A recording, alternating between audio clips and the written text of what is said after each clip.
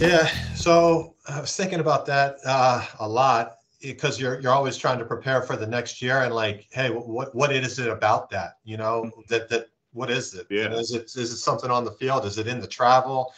Um, I mean, the way the schedule worked out this year, those were tough games. So I have felt like I haven't done our team a lot of justice chasing this SOS number in the last Hmm. 6 years with some of the trips that we've gone on. I mean, one of the things that is difficult about our location, Roanoke is a fantastic place, but we're not near to a lot of colleges You're out there. besides the ones in our league. Yeah. And so, I think a lot of us in the South region deal with this as well, where it's not like if you're in New Jersey where you could find like other regionally ranked Yeah. opponents in an hour trip, Yeah. both in your league and also out of your league. So we've had to do some trips that are challenging over the years. We went and played Rowan up in Maryland at a neutral site game a couple of years Yeah. ago. We played um, Salisbury, same thing in a neutral site game, just trying to get these games in. And sometimes we're going up and back 3, 4, 5 hours, which is scientifically, soccer wise, not the thing to do, but Yeah. it's like we have to have the game. So this year it was kind of no different in terms of the non-conference. The one game was Emory. We played them in a neutral site down in Charlotte at Charlotte Soccer Academy's Yeah. Ortho Carolina Sportsplex, and great environment and tough 1-0 loss. But I there wasn't a ton in the game. I thought a draw might have been fair that day. They're a very good team. So that was we go down and back 3.5 hours. They got to do the same thing for that one. Our two of our draws in league are the furthest trips you can make in league. And again, they got to do the same thing to us next year. But traveling to Virginia Wesleyan and traveling to Randolph Macon are both 3.5 hour or plus Yeah. trips that you make. And so there might be something to that, though. Hmm. We have a saying like any environment, any conditions, any day, be prepared for success. So there's no excuse to it because it is what it is. But, as I look at it, a lot of those results were against good teams in long trips. Yeah. So figuring that out with the balance of academics and could we go over the night before, Oh, yeah. things Yeah. like that is always the Division III dilemma in some ways. And so, yeah, I think there was something to that, just the tougher games on those trips in some ways.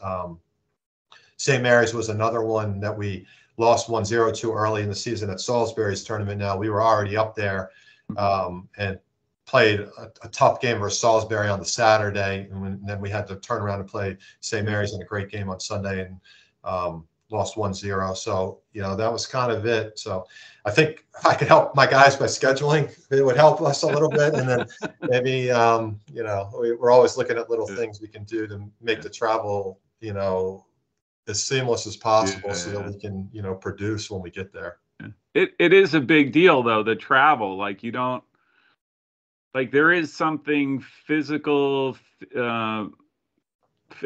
mental that is not resolved easily when you have to travel. I mean, the professionals are doing it, right. Like, even MLS trying to go, they want all charter planes and all to reduce the stress that you put on your body and your mind from a travel perspective. And if you're just sitting on a bus for the most part for 4 hours, that's tough. And I remember my days, we had the small little buses, Yeah. or vans, and those things were brutal. But yeah, I mean, I think we're developed a lot in a lot of ways, even in college soccer in general. It's at all of the divisions we've developed at like kind of the understanding of like trying to peak performance in matches, but and especially different than when I even played, like kind of the same things you're talking about, taking vans to games as opposed to a charter bus would be one thing, that could be different at some points. But again, credit to Division III athletes. I mean, that this would be a difference. Like, I know what to do for a Division I men's soccer player to sort of say this is what is the best case scenario for you to be at your peak performance in terms of monitoring their load heading into the game, what they should eat before the game, being able to produce that. We traveled a tremendous amount of Denver. I mean, we had like all sorts of systems in place to try to, peak performance. And you know, my guys are going to class all day and then get on a bus and going to a game, or going straight from class to the locker room for the game, sometimes showing up the last minute that they can, Yeah. to prepare themselves, not a 4 hour before pregame meal every single time. Yeah.